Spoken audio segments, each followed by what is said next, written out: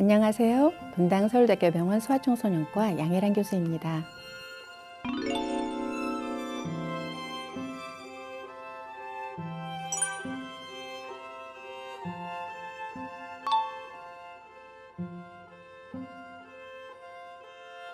비만이란 단순한 체중의 증가가 아니라 체내에 지방 조직이 과도하게 축적되어 나타나는 상태로서 이로 인한 대사장애를 동반하는 질환입니다. 소아비만은 의학적으로 만 2세 이상 소아청소년 연령대에서 체중을 신장의 제곱으로 나눈 값인 체질량 지수가 해당 연령별 성별 기준으로 95, 100분위수 이상인 경우를 말하며 85에서 94, 100분위수 사이는 과체중으로 진단합니다.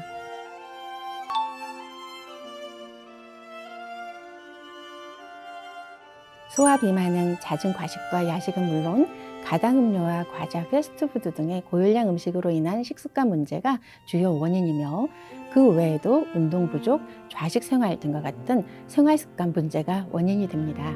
섭취한 에너지가 소모되는 에너지보다 많으면 남은 에너지가 지방으로 축적되면서 살이 찌게 됩니다. 대한소아청소년과학회 보건위원회가 실시한 중증 비만 아이들의 식이습관 조사에 따르면 비만 아동은 정상 체중을 가진 아이들에 비해 과식을 하고 기름기 많은 음식을 좋아하며 식사 속도가 빠르고 저녁 식사를 많이 먹는 것으로 나타났습니다. 또한 부모가 모두 비만일 경우 자녀가 비만이 될 확률은 80%, 한쪽 부모만 비만일 경우에는 40에서 50%로 나타나는데요. 유전적 원인도 있지만 아이들이 부모의 식습관과 생활습관에 영향을 받는다는 것을 보여줍니다.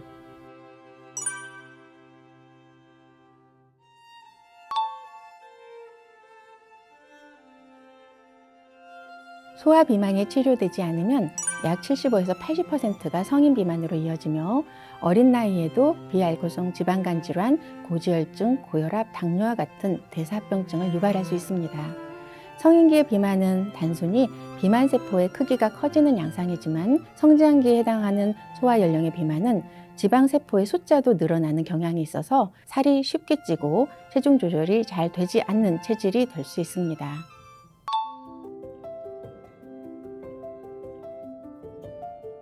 소아 비만의 합병증으로 비알코올성 지방간염, 이상지질혈증, 고혈압, 당뇨병 전기, 이형 당뇨병, 그리고 다낭성 난소증후군이나 폐쇄성 수면무호흡 등의 건강 문제가 생길 수 있습니다. 또한 2차 성징이 빠르게 시작되는 성조숙증이 발생할 가능성도 높아지며 사춘기를 앞당겨 성장 가능 시기를 단축시킴으로써 성장판이 일찍 닫혀 최종 키가 작아지는 방향으로 아이들의 키 성장을 방해할 수도 있습니다.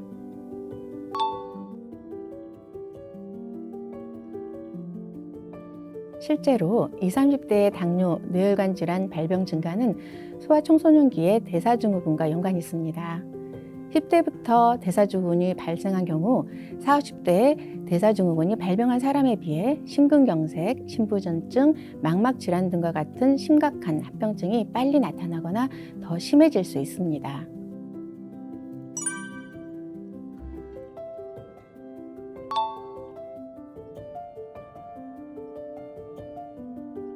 만 2세 이상의 소아에서는 체질량 지수를 계산한 후 성장 곡선상에서 85에서 94 백분위수는 과체중으로 95 백분위수 이상은 비만으로 진단합니다. 만 2세 이하에서는 신장별 체중을 기준으로 해서 95 백분위수 이상이면 과체중이라고 판정합니다. 비만 합병증에 대한 검사로는 고혈압 판정을 위해 혈압을 측정하고 비알코올성 지방간염 선별을 위한 간 기능 검사를 시행하며 이상지질혈증, 고지혈증 진단을 위해 공복 중성지방, 콜레스테롤, LDL 및 HDL 콜레스테롤을 측정하고 당 관련하여 공복 및 식후 2시간 혈당, 인슐린, 당화혈색소 검사를 시행합니다. 다낭성 난소증후군이 의심되면 호르몬 검사와 초음파를 시행하며 수면 무호흡이 있는 비만 아동은 전문가에게 의뢰해서 수면 다원 검사를 받는 것이 도움됩니다.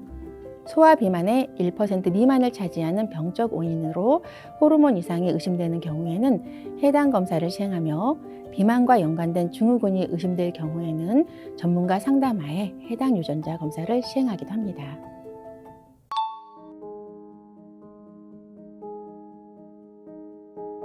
소아 비만의 치료는 기본적으로 식습관, 운동습관, 생활습관, 정신건강에 대한 행동 중재 치료가 가장 중요합니다.